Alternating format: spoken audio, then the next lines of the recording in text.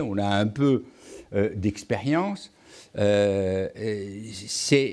bien pour ça qu'il y a quelques années, nous sommes interrogés sur ce que devait devenir notre métier et que nous avons décidé que nous serons tout digital. Et nous avions utilisé une expression All Human, All Digital Agency. 100% humain, 100% digital, parce que c'est ainsi que nous pourrons le mieux créer le lien entre les marques et les consommateurs. Et à partir de là, nous avons fait un parcours qui consistait à nous transformer et nous avons fait un certain nombre d'acquisitions de manière à ce que non seulement chacune de nos entités soit literate, comme on dit, donc capable de parler le numérique, mais qu'en plus, nous ayons les meilleurs outils, le meilleur accès à la compétence, la connaissance, de façon à faire la différence avec nos concurrents. Et c'est ainsi que nous avons donc fait l'acquisition de Digitas et plus récemment de Razorfish. Quelque chose qui est très intéressant, c'est que quand on regarde le paysage médiatique, on constate qu'il y a maintenant ce que je baptise un peu de manière pas très scientifique, des hypermédias que sont Google, MSN, AOL, Yahoo, etc. Et déjà en 2004, nous avions commencé à les approcher pour voir comment nous pouvions, contrairement à d'autres de nos concurrents qui pensaient qu'il fallait les tenir à l'écart, comment nous pouvions au contraire nous rapprocher pour construire ensemble un partenariat. Et à l'époque, ce qui nous avait vraiment déterminés, c'était une idée extrêmement simple. C'est que le monde de demain, et certains ne l'ont pas compris, et certains ne l'ont toujours pas compris aujourd'hui, y compris chez les acteurs du net d'ailleurs, c'est très intéressant, le monde de demain est un monde ouvert. C'est un monde totalement transparent. C'est un monde de collaboration.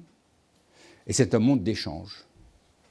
Et que prétendre, même si on est les plus puissants, être capable de tout faire, serait une formidable erreur. Et avoir peur, la crainte de voir ces monstres s'emparer de notre savoir était une erreur également, pour des raisons purement économiques. Je veux dire qu'à partir du moment où le modèle Google fonctionnait, il faut bien voir que le modèle Google repose sur la capacité de développer des algorithmes et de multiplier à l'infini des prestations. Le modèle des agences repose sur la capacité à créer des prototypes. On n'a jamais vu qu'un algorithme génère des prototypes. Et c'est la vraie différence. Il n'y en a pas d'autre. Et je ne crois pas du tout à l'impossibilité pour Google d'acquérir la connaissance, ils ont suffisamment de moyens, et je ne crois pas non plus à l'impossibilité pour Google de recruter des créatifs. Je pense tout simplement que dans un cas, on est dans un management d'individus, dans l'autre cas, on est dans un management d'algorithmes. Et que l'algorithme génère des profits qui sont bien plus supérieurs à la génération que l'on peut avoir de prototypes. Donc c'est aussi simple que ça. Donc ce modèle économique ne peut pas s'accommoder de la création individualisée de prototypes. Et c'est bien pour ça que nous avons pris notre bâton de pèlerin et que nous avons tenté de faire cet accord, et en partant d'une analyse qui nous amenait à penser que c'était extrêmement différent. Et on a travaillé ensemble, on travaille ensemble, et on a un accord de partenariat qui est extrêmement satisfaisant, productif, et dont on est très heureux. Et puis, on a signé aussi d'autres accords de partenariat. On travaille avec Facebook, on travaille avec Hulu, on travaille avec AOL, on travaille avec Yahoo, on travaille avec Microsoft. Et plus récemment, on a fait une alliance avec Microsoft. Alors, je sais que dans cette maison, il ne faut pas trop dire, mais ce n'est pas cette maison. Hein. Cette maison, elle est indépendante, hein, je crois. Hein. Et l'accord que nous avons fait avec Microsoft, dès qu'on a commencé à avoir un début de formation de cet accord, j'ai pris contact avec Eric Schmidt, je lui ai expliqué un peu ce qu'on faisait. Il m'a immédiatement répondu « Bravo, c'est ce qu'il faut faire ».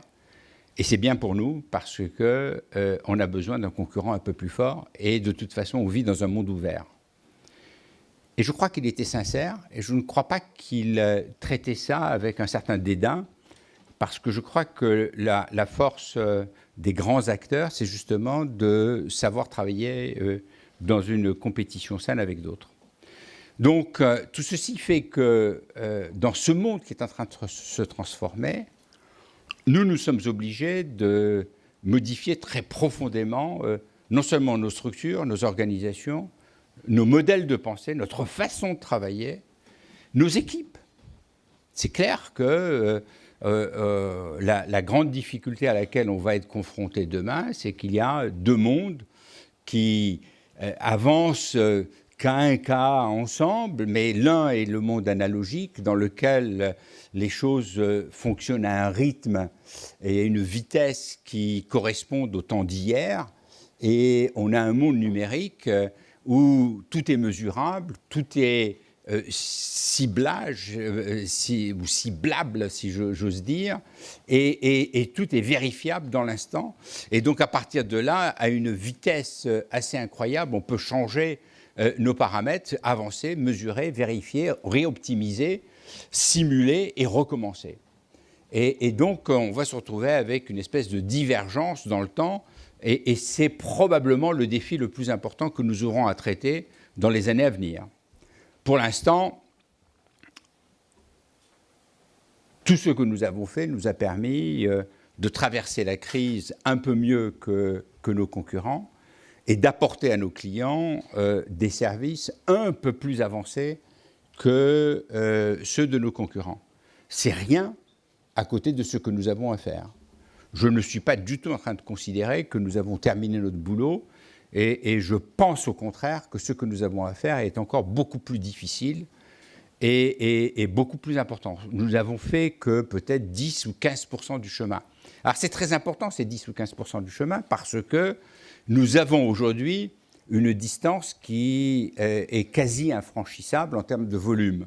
Ce qu'il faut, c'est qu'à cette distance infranchissable en termes de volume, on mette, nous, une distance infranchissable, on ajoute une distance infranchissable en termes de qualité. C'est ce à quoi on s'applique et c'est ce que, je crois, on est à peu près en train de réussir.